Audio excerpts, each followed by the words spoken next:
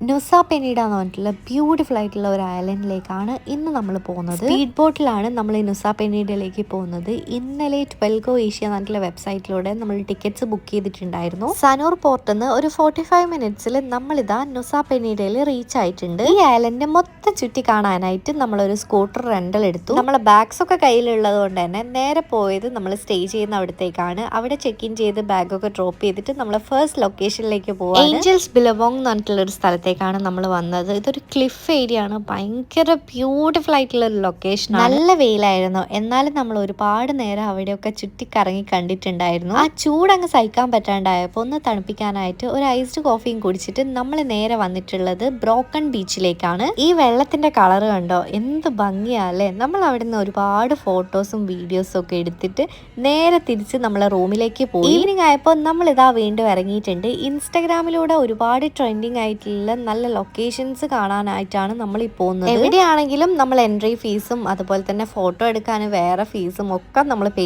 ചെയ്യണം.